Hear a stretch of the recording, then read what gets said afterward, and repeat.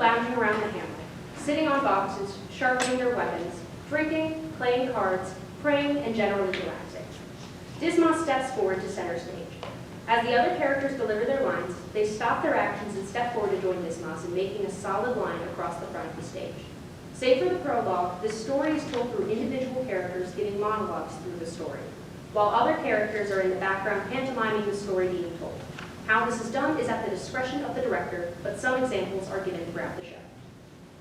The hamlet, a bastion against the ruins of the ancestor, the one who brought forth the horrors that now encompass our every waking nightmare. A place of respite, though only for a moment, with the meager people of the town fighting to survive, not just against the horrors spilling down the hill, through the forest, from the ocean, from the fields and the warrens and the catacombs. But also against the greater beasts we all fight against. Hunger, illness, poverty, Stress. But here are the things we can turn to, which we do often after our expeditions. My cohorts and I favor the bar, for gambling, drink, and the pleasures of flesh. While others, such as myself, favor guidance from a higher power, with the abbey providing rooms for prayers, meditation, and flagellation for those so inclined. These are simply distractions, though, to help keep our minds intact so we may continue our fighting against the dark horrors encroaching on the people here. And while we all fight for the same thing, the details of our battles differ greatly. To escape persecution, for our rights, And our wrongs. To defend those who cannot defend themselves. But everything we fight for here was once threatened, and the light of our fires were almost snuffed out one fateful night. when we had returned from our last expedition, exhausted, bloodied, tired, and sick. But these were nothing compared to what damages we would endure from when what we held so dear, thought untouchable, would be burned to the ground. This is our story of a hamlet in ruins.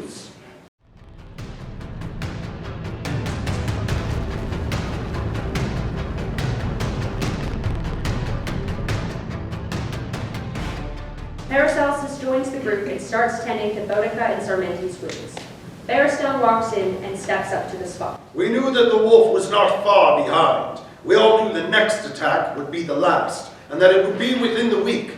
By this point it was Friday, and the attack was expected to be on Sunday, so there was much work to be done if we were to survive the onslaught. We knew that we had to get the hospital in working order, the abbey in a fortified position, and if we could, the blacksmith back to being functional.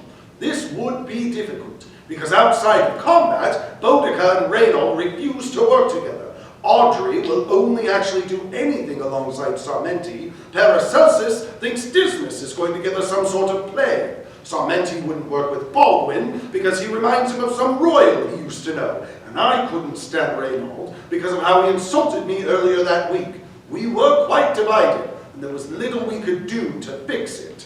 Sarmenti, Boudica, Audrey, and Paracelsus exit as Reynold and Baldwin enter, holding some blueprints and pointing in the distance. So, this is how we divided the teams. Reynold and Baldwin would work on finishing the defensive walls and any fortifications that could be made to the building to make them stronger. Boudica and Dismas agreed to run recon and see if they could disrupt the enemy's advancement or thin their numbers using the local dangers, and while this would be entirely too dangerous for just 2 people, they had an ace in their sleeve. Boudica and Dismas enter talking to Paracelsus. Apparently, Paracelsus had been working on some sort of invigorating vapors, as she calls it. Something to send the body into overdrive and make it more deadly. What I wouldn't give to have that woman whip me up something to make my back not ache in the morning. Beristel lets out a hearty laugh. Paracelsus hands a vial to Boudica and Dismas. But these 2 were quite accomplished explorers, so with that on top of their new ace, we entrusted time itself into their capable hands. Dismas and Boudica leave, and Paracelsus stays and produces some blueprints. Speaking of the genius herself, she had asked me if I was willing to help her rebuild the hospital, to which I had agreed, thinking it was out of pertinence and not self-indulgence. The reason she wanted my help with the hospital is she wanted my input on the design of a new room she had designed for her experiments, because she was told there was a monster who was seeking to join our ranks, and she wanted to know if what she had designed could hold a great beast. I pressed for more information about the beast that wanted to join us, but she said all she knew was there was some sort of abomination that was half human and is riding into town on the next recruit shipment. I was disappointed to be lied to by someone I trusted so fully, but I answered nonetheless and tried to get back to repairing the hospital. But that thought wouldn't leave my head. What kind of abomination? And how is it half human? Nonetheless, we went to work on the hospital and started a little bit of the construction for the special room, but I convinced her we should go help the others.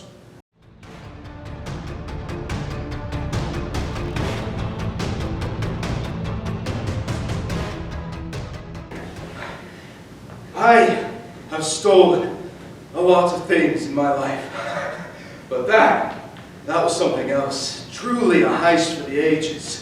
Snatched so many trinkets from under the brigand king's nose that we could build several new buildings. I'm so glad I decided to go with Bodega, because I never would have thought of, well, most of that if it weren't for them. We returned with our haul. Reynold and Baldwin met us at the gates, and we told them to lock this gold up tight because we need it.